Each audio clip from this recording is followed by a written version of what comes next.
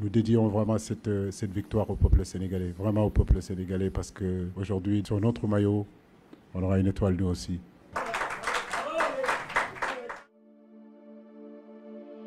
Il était une fois des petits lionceaux, des lionceaux vivants bercés par le soleil de la Teranga. Ces lionceaux attendaient patiemment à l'abri des regards leur heure de gloire. Et, un beau jour, ces lionceaux devinrent des lions, forts et fiers. Les lions de la Teranga sont alors sortis de leur tanière et ils dévorèrent quiconque se dressait devant eux. À la fin, au sommet, resplendissaient les lions sous le soleil de la Teranga. Aujourd'hui, ces mêmes lions ont plus faim que jamais et il est grand temps pour eux de montrer qu'un lion ne meurt jamais.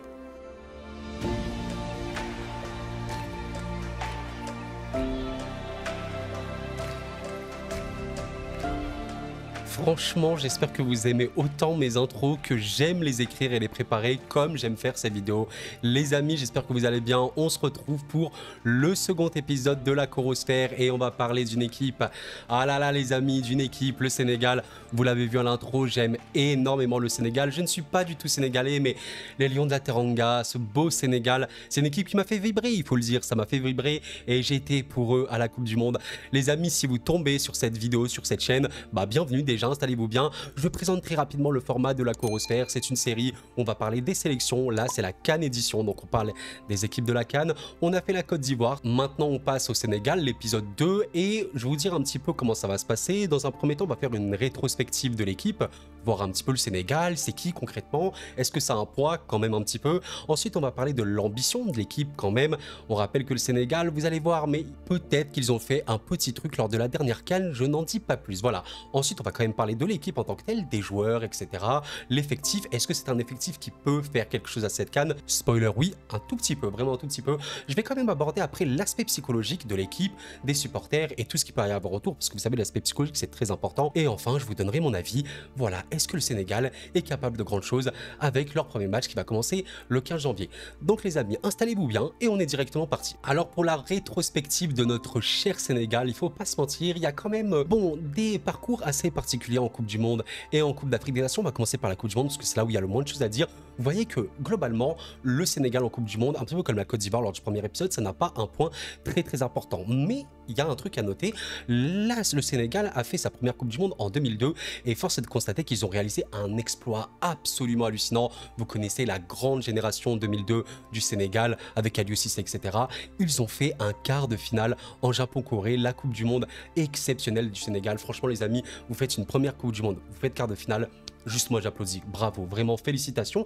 D'ailleurs cette même année-là, en 2002, ils ont fait également finaliste de la CAN, ce qui prouve vraiment qu'il y a 20 ans, cette équipe est exceptionnelle. Voilà, pour revenir à la Coupe du Monde, ensuite on a malheureusement pas de qualification, mais un retour en 2018 où tu passes pas les poules, et en 2022 tu confirmes cette fois-ci, où tu vas en huitième de finale. Malheureusement tu t'inclines face à un Angleterre qui était très fort, mais tu n'étais pas du tout ridicule. Ce qui va être un peu intéressant de voir, c'est vraiment cette Coupe d'Afrique des Nations. Bon, je vais pas parler de la CHAN les amis, c'est une autre compétition, d'autres joueurs, je vais parler quand même de la CAN, vraiment, ce qui est le plus important. Et on voit un truc, amis sénégalais, c'est que vous avez cherché ce premier titre. Vraiment, ce premier titre, vous êtes parti le chercher depuis longtemps, que le Sénégal attendait ce titre qu'ils ont eu, évidemment. Voilà, le petit teasing dans l'introduction.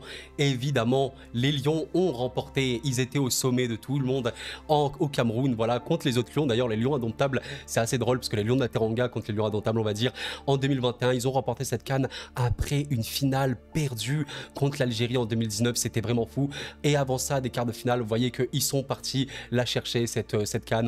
En 2002, comme je disais précédemment, il y avait une finale, donc c'était bien. Et pas mal de quarts de finale. Vous voyez, quart de finale en 2000, quart de finale en 2004. Vous avez également un quart de finale en 2017 et quelques demi-finales, notamment en 2006. Et il y a plutôt longtemps, en 1965 et également en 90 en Algérie, voilà. Donc grosso modo, si on doit faire une petite conclusion par rapport à la rétrospective de l'équipe, on parle d'une équipe qui a un poids en Afrique. C'est vraiment pas une équipe qui n'a pas fait grand chose. Ça a quand même un poids un peu plus faible que la Côte d'Ivoire par exemple, mais en CAN, il y a une équipe qui a voulu ce titre et qui est partie le chercher. Et ça, c'est le plus important.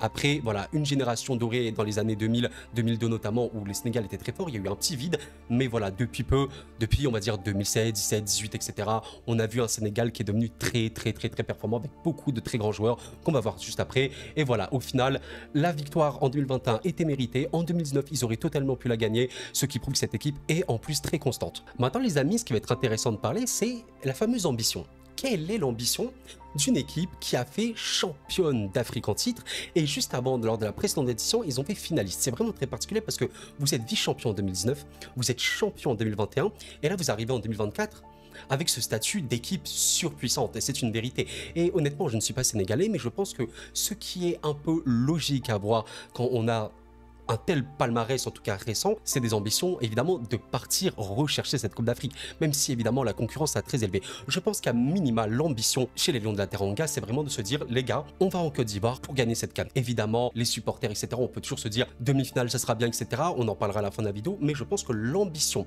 initiale, parce que tu es champion en titre et tu as fait vice-champion 2 ans encore plus tôt, tu dois aller là-bas pour gagner. Est-ce que tu peux le gagner? Les amis, on va pas trop tarder, on va en parler maintenant. Est-ce que le Sénégal a les armes pour gagner? On va voir ça avec les joueurs. Et avant de vous montrer les joueurs qui ont été convoqués par Aliou Cissé, j'aimerais vous montrer cette composition qui a été présentée littéralement lors de ce match 4-0. Voilà, une victoire pour les éliminateurs de la Coupe du Monde, très belle victoire d'ailleurs contre le Soudan du Sud, voilà. Et je voulais un petit peu comparer la liste qui a été choisie par Aliou Cissé avec justement cette composition. Et vous allez voir quand même qu'il y a des joueurs qui sont revenus évidemment, qui allaient être sélectionnés. On va voir ça maintenant. Alors la vérité les amis, encore une fois, je ne suis pas sénégalais, mais il y a une vérité absolue. C'est une très belle liste. Sincèrement, quand on voit ça sur le papier, on se dit waouh, il y a quand même vraiment des arguments pour aller chercher cette CAN et à peu près à tous les postes. Je vais juste vous faire un petit listing des joueurs qui n'étaient pas appelés lors du match contre le Soudan du Sud, qui sont revenus ou voilà, qui ont été pris. Donc Sabali, voilà, au niveau des défenseurs, avec également Mendy, Nampalys Mendy, voilà. Vous avez également Ndiaye au niveau des défenseurs, je voulais dire plutôt Nampalys Mendy au niveau des milieux de terrain. Vous avez également, là, il est indiqué comme un milieu de terrain, je ne sais pas si vous le voyez, on parle évidemment de Pape Gueye qui n'a pas été appelé.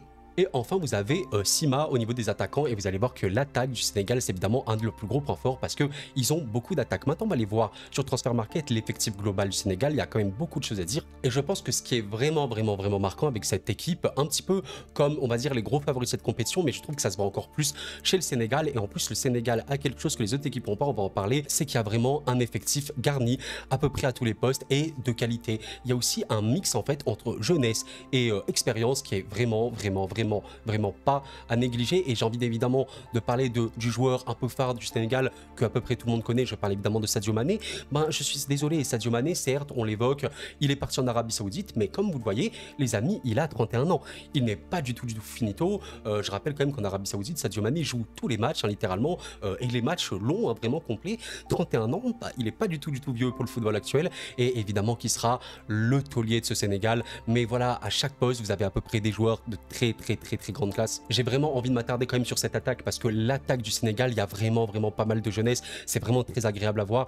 Mais il y a également, je pense, certaines convictions. Je ne sais pas si c'est le bon terme, mais quand vous avez potentiellement Nicolas Jackson, qui, on sait, avec Chelsea, est quand même un homme fort, malgré le fait qu'on sait que la saison de Chelsea n'est pas la plus belle. On sait, évidemment, c'est pas de sa faute. Mais vous avez Ndiaye, qui, avec l'OM, pourrait mieux faire. Je suis désolé, il y a quand même un vrai potentiel. Quand tu vois potentiellement Diatta, qui peut jouer un petit peu dans ce rôle de piston, vous savez, qui est très intéressant. On parlera un petit peu de tactique. Vous avez Habib Diallo en avant-centre également. C'est vraiment beaucoup. Et quand vous avez Ismaïla Sarr également, vous savez que l'OM va être bien, on va dire, dépouillé dans cette CAN parce qu'il perd vraiment de très gros joueurs, notamment des joueurs sénégalais.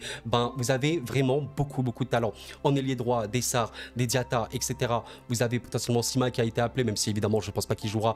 En ailier gauche, bon, vous avez surtout Mané, hein, c'est Mané qui jouera. On lui souhaite évidemment de ne pas être blessé. Et je vais évidemment parler quand même du milieu de terrain, les amis, parce que le milieu de terrain sénégalais, c'est quand même la grande histoire. Je viens de classer les joueurs par valeur marchande du Sénégal et regarder un petit peu les deux joueurs les plus valuables entre guillemets. C'est Nicolas Jackson, un avant-centre, et l'autre, c'est, mesdames, messieurs, Pape Matar Sarr, 21 ans. Et je pense que Pape Matar Sarr, beaucoup de gens ne le connaissaient pas, et je vais pas faire le mytho ou quoi. Pape Matar Sarr, avant cette saison, je le connaissais seulement de nom, et c'est avec Tottenham où j'ai appris à le connaître, et j'étais en mode waouh, vraiment Ce mec-là joue au foot, il est vraiment fort, il est exceptionnel. Honnêtement, il est exceptionnel. Il forme un duo avec Bissouma à Tottenham qui est tout simplement exceptionnel et apparemment, il serait un petit peu touché. Il est toujours convoqué dans la liste.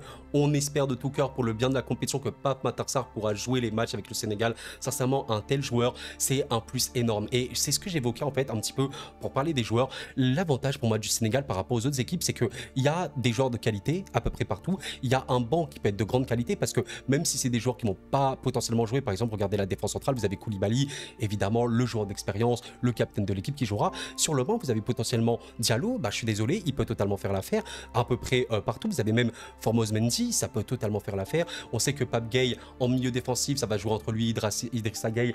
Le banc est correct et c'est vraiment un bon banc à peu près à tous les postes. Mais l'avantage du Sénégal, les amis, c'est les joueurs individuels. Ça, c'est vraiment un truc que d'autres équipes n'ont pas. Quand vous avez Sadio Mané dans votre équipe, Ismaïla Sarr, on sait que individuellement, parfois il peut faire des étincelles, il peut bien percuter. Quand vous avez Koulibaly individuellement, on sait que Koulibaly a été pendant longtemps un des meilleurs défenseurs du monde. Edouard Mendy, certes, c'est plus comme à l'époque, mais individuellement, il peut hausser son niveau et être un des meilleurs. Vous comprenez ce que je veux vous dire? Et ça, les amis, c'est un avantage qu'a le Sénégal, qu'ont pas d'autres équipes. Pape Matar Sarr, individuellement parlant, il peut sortir des matchs assez hallucinants. L'avantage du Sénégal, il est là. La richesse, l'expérience, la jeunesse et individuellement des joueurs où tu sais qui peuvent tout casser. Voilà, et Nicolas Jackson, c'est un poste assez particulier parce que c'est l'avant-centre. On sait que l'avant-centre a besoin de beaucoup de choses, même si c'est un avant-centre assez atypique. Les autres joueurs, Ismaïla Sarr par exemple, Sadio Mané, Pape Matar Sarr, je considère que même si l'équipe est en difficulté, à eux seuls, ils peuvent te tourner un match. Et ça, c'est assez incroyable. Et les amis, je voulais vous revenir sur un match avec le Sénégal pour vous montrer quelque chose. Cette belle victoire de grand prestige contre le Brésil. Excellente victoire qu'il ne faut pas du tout sous-estimer, malgré on sait que le Sénégal a pu perdre, notamment contre l'Algérie. Il ne faut pas sous-estimer ça. Et pourquoi je vous montre ce match-là, les amis? Parce que je pense, personnellement, c'est un avis, c'est un petit ressenti que j'ai. On sait qu'Aliou Cissé cherche un petit peu comment il va faire jouer ses joueurs. Il a beaucoup de choix, un milieu à 2, un milieu à 3. Les amis, je pense, honnêtement, que le Sénégal partira avec un milieu à 3 parce qu'on sait que c'est la sécurité. On sait que Sadio Mané ne fait pas non plus des millions de retours défensifs. Ça fait que partir un système à 2, c'est pas idéal, surtout si Pape Matar Sarr n'est pas apte, c'est pas idéal et c'est pour ça que je vous montre cette composition. Je pense que globalement, à part peut-être quelques petites exceptions, je pense que vraiment le Sénégal partira comme ça avec quasiment les mêmes joueurs. Il y aura peut-être Diatta titulaire, pourquoi pas. Vous aurez peut-être à la place d'Habib Diallo, Boulaye Dia, Jackson, en vrai ce sera au choix, mais le milieu de terrain là comme ça, je pense que c'est à peu près logique. Je préfère Pape Gueye peut-être à Idrissa Gueye. Ok, on sait que 6, maintenant il est un peu installé avec Mendy, et voilà l'attaque, bon les ailiers, ça me paraît très clair que ça va être Mané à gauche, Ismaïla Sarr à droite, et encore une fois vous voyez que quand vous avez Mané à gauche, Ismaïla Sarr à droite et devant vous avez Jackson, Boulaye Dia par exemple ou Habib Diallo, c'est vraiment incroyable. Cette équipe fait peur, honnêtement cette équipe fait vraiment peur quand tu sais qu'en plus au cage et en défense, tu as des joueurs d'expérience et de grande qualité, cette équipe a à peu près tout. Les amis, j'aimerais aborder l'aspect psychologique du Sénégal. Pour moi, c'est quand même très important d'en parler. Vous savez que la psychologie, ça régit un peu notre monde et le sport et le football, évidemment. Le football, on a beau l'étudier de plein de façons différentes, de plein d'aspects différents. À un moment, il y a une vérité. Si dans la tête, ça ne suit pas, t'as un peu terminé. Le Sénégal, pour moi, il faut vraiment qu'ils s'approchent cette compétition avec la sérénité, le calme qu'on leur a connu. On rappelle quand même qu'ils sont arrivés en Coupe du Monde avec la blessure très dommage, très grave, enfin très grave non mais très dommage, c'était vraiment triste, de Sadio Mané. Malgré ça, ils sont restés zen, tranquilles et ils se sont qualifiés pour les huitièmes de finale de la Coupe du Monde. Je pense que le Sénégal, sans se mettre de pression, pourra faire une très grande compétition. Je considère personnellement que le Sénégal est parmi les 3 gros favoris de cette compétition, avec peut-être le Maroc évidemment, et l'Algérie, pourquoi pas. Je pense que ça se joue à peu près sur ces équipes-là. Et le Sénégal, sur le papier, vous avez quoi? Vous avez une équipe qui a à peu près tout. Ok, vous avez beaucoup de confiance quand même, parce que, ok, peut-être que cette année 2023 n'a pas été tout beau tout rose, mais il y a eu une victoire de grande prestige contre le Brésil malgré la défaite contre l'Algérie. On rappelle quand même que c'est une Algérie quand même qui est très forte. Et quand tu fais le tout, tu es en mode, bon, concrètement, qu'est-ce qui se passe? Tu es champion en titre. Tes joueurs, tu les connais, tu sais que c'est de la qualité. Apporte les choses tranquillement. On sait qu'il y a beaucoup cette malédiction du champion. À l'Euro, à la Coupe du Monde, à la Coupe d'Afrique, un peu partout. Et plus le Sénégal aura ce détachement, si vous voulez, plus ils seront performants. Je suis sûr et certain. Il ne faut pas qu'ils se mettent de pression. Et honnêtement, on va parler du groupe maintenant et du pronostic, les amis. Il y a un groupe qui est abordable et on va quand même parler de mon avis terminal pour cette équipe. Alors, je ne sais plus ce que j'ai dit précédemment. Je crois que j'avais dit groupe abordable. Je me suis trompé parce qu'on est un peu sur le groupe de la mort pour le Sénégal. On est bien d'accord parce que, sincèrement, quand vous avez le Cameroun dans votre équipe, bon, dans votre groupe, bon, déjà, c'est chaud parce que Sénégal plus Cameroun dans un même groupe, ça indique quand même le niveau. Mais quand vous avez potentiellement, on va dire, la troisième meilleure équipe, c'est la Guinée. Oula, c'est un groupe très très élevé, surtout qu'on sait que la Gambie, même si c'est l'équipe la plus faible, il faut jamais sous-estimer la CAN parce qu'on sait comment ça peut se terminer. Alors quand même, cool pour le Sénégal qui affronte la Gambie au premier match. Attention, à lundi, à 15 h, on sait comment ça peut se finir. C'est pas forcément optimisé, c'est pas tout le temps bien, mais voilà. Et avec ce tableau, je vais un petit peu pouvoir pronostiquer où je pense que le Sénégal va aller. Est-ce que le Sénégal va gagner cette CAN? On verra bien. En tout cas, comme vous le voyez, ils sont dans le groupe C et personnellement, je vous cache pas, je vois le Sénégal terminer premier de son groupe. Le Cameroun est un client, mais pour moi, le Cameroun, et sans vouloir être méchant encore, hein, évidemment, aucun problème envers les amis camerounais, pour moi, le Cameroun est en dessous du Sénégal sur tous les aspects d'une équipe de football, honnêtement, sur à peu près tout. Voilà, donc le Sénégal est au-dessus de quasiment tout le monde, enfin oui, de tout le monde, honnêtement sur ce groupe en tout cas. Donc je vais les pronostiquer premier du groupe C. Ok, premier du groupe C, tu affrontes le deuxième du groupe A, enfin non, le troisième du groupe A, B ou F, parce que oui, les meilleurs troisièmes passent et honnêtement, quand tu affrontes un troisième déjà, tu te mets plutôt très bien, on va pas se mentir. Et honnêtement les amis, sans vouloir être méchant ou quoi, hein, on va dire que le Sénégal, en terminant premier de son groupe, peut facilement accéder au quart de finale parce qu'un troisième de groupe, ça devrait aller. Et du coup, en quart de finale, tu affronterais le premier du groupe E ou le deuxième du groupe D. Et comme vous pouvez le voir, le premier du groupe E, ce serait par exemple la Tunisie ou le Mali, c'est quand même un client important. Et le deuxième du groupe D, bon, si l'Algérie fait le taf, normalement, ce sera le Burkina Faso, par exemple, qui devrait être normalement deuxième. Ça fait que, grosso modo, la Tunisie, je trouve que c'est plutôt une très bonne équipe, surtout défensivement. Le Mali, c'est aussi très très fort, je trouve. Grosso modo, apparemment, le chemin pour le Sénégal en demi-finale a l'air d'être, je vais pas dire tout tracé, attention, il faut vraiment pas sous-estimer les équipes, hein, mais ça devrait aller. Et du coup, quand on voit ça, encore une fois, il faut surtout pas sous-estimer les adversaires, on se dit qu'en demi-finale, après, il te resterait quoi? Juste ce match-là et la finale, et tu gagnes. Et c'est là où ça va être très compliqué, parce qu'en demi-finale, techniquement, tu vas affronter une grosse équipe. Je vous cache pas, je vois le Sénégal aller en finale de la CAN. Mais je pense que la regagner, ce serait un peu compliqué. De ce que j'ai compris, de ce que j'ai pu calculer, n'hésitez vraiment pas à faire pause à cet instant. Vraiment, vous pouvez totalement le faire. Si vous calculez un petit peu, même si évidemment il ne faut pas trop faire les pronostics comme ça, surtout à la CAN, on sait que ça peut être très très chaud. Vous voyez que globalement, le Sénégal qui serait ici dans cette case-là de demi-finaliste pourrait affronter potentiellement le premier du groupe A. Le premier du groupe A, ce serait par exemple la Côte d'Ivoire. Et la Côte d'Ivoire, malgré le fait que c'est une belle équipe, surtout qu'elle joue à domicile, pour moi c'est quand même en dessous du Sénégal. Je pense vraiment que le Sénégal peut aller en finale et dans ce cas-là, en finale, ça pourrait être compliqué parce que c'est le tableau, en fait, l'autre tableau est le tableau de l'Égypte, de l'Algérie, du Maroc, vous comprenez, et ça, c'est très gros. L'avantage extrême du Sénégal, pour moi, c'est que si ça fait le taf, si ça finit premier, dans ton tableau, grosso modo, tu vas pas affronter une équipe qui est meilleure que toi, c'est une vérité. Parce qu'aujourd'hui, pour moi, les seules équipes qui regardent un peu le Sénégal dans les yeux, c'est le Maroc et c'est l'Algérie. Et on va dire l'Égypte, je trouve quand même un petit peu en dessous, même collectivement et individuellement, même si ça là, je sais. Voilà, je pense que c'est en dessous. Et du coup, mon pronostic, les amis, je pense que le Sénégal va refaire une finale. Oui, les amis. Et malheureusement, je ne les vois pas gagner pour une raison simple. C'est qu'une équipe qui gagne 2 fois de suite la CAN, ça me paraît tellement invraisemblable. Mais une finale, tout est possible, les amis. Tout est possible en finale. Et une finale Sénégal-Maroc, Sénégal-Algérie. Je le sens bien. Comme ça, les amis, je vois bien 2 demi-finales, Sénégal, Côte d'Ivoire, du coup, et l'autre demi-finale, Maroc-Algérie. Je vois vraiment bien ça dans ma tête, et je pense vraiment que le Sénégal a les cartes en main, vous l'avez bien compris. C'est un peu un pronostic, hein. Encore une fois, chacun a son pronostic, c'est contre personne. Mais pour moi, la finale contre le Maroc ou l'Algérie, c'est un peu trop, c'est un tout petit peu trop. C'est des équipes qui voudront absolument gagner. On sait qu'il y a aussi l'esprit revanchard, on sait qu'il y a la pression du champion. On sait pas. Franchement, c'est ça le football, ça qui est beau. Peut-être que le Sénégal va encore gagner et on va être en mode non mais attendez, c'est pas possible. Tu fais finale, tu gagnes et tu regagnes, mais t'es exceptionnel, t'es incroyable. Il faudra voir. En tout cas, mon pronostic, les amis, c'est finale pour le Sénégal. Et voilà, et peut-être vainqueur, hein, qui sait, peut-être, on sait jamais. Bonne chance à vous, en tout cas, amis sénégalais. Et les amis, on arrive tranquillement à la fin de cette vidéo. Si vous l'avez appréciée, n'hésitez pas à la liker et à vous abonner, c'est avec grand plaisir. Alors, je m'excuse hein, si jamais j'ai été un peu approximatif, etc. Je rappelle quand même que je fais ces vidéos par passion, mais je ne suis pas du tout un connaisseur, un fin un professionnel, surtout du football africain, sincèrement les gars, c'est compliqué, mais je le fais, j'ai vraiment pris du plaisir à faire ces recherches, etc. Et voilà, même si on connaît pas tout parfaitement, moi j'aime bien me poser et voir ces matchs-là, et honnêtement, le Sénégal, bah, c'est vraiment une de mes sélections préférées. Honnêtement, je considère même que, vous savez, au prime un peu du Sénégal, on va dire, aller entre 2021 2022, moi je considère vraiment que c'était une des meilleures sélections du monde. Pour moi, ça l'est toujours, un peu moins quand même qu'il y a 1 an et demi, 2 ans, et c'est vraiment très très très fort. Ce qui peut être un peu inquiétant, voilà, c'est peut-être que les gros, on va dire les Mané, les Mendy, les Koulibaly, leur niveau est un peu baissé, mais à part ça, c'est une équipe qui est monstrueuse, qui peut totalement remporter cette CAN. Mais je pense pas qu'il faut la vendre comme le favori absolu que c'est. C'est un des favoris, ok, mais c'est pas invincible. C'est pas le Sénégal d'il y a 2 ans. Pour moi, si c'était le Sénégal d'il y a 2 ans, ouais, là, je les aurais mis favoris vraiment très au-dessus. C'est pas comme ça. C'est pas comme ça. C'est un favori, ok, mais voilà. Les amis, merci à vous d'avoir suivi la vidéo. On se retrouvera bientôt pour le prochain épisode qui sera, je pense, sur l'Algérie. On va faire ça. Et voilà. Merci à vous d'avoir suivi la vidéo. C'était Koro et la paix sur vous.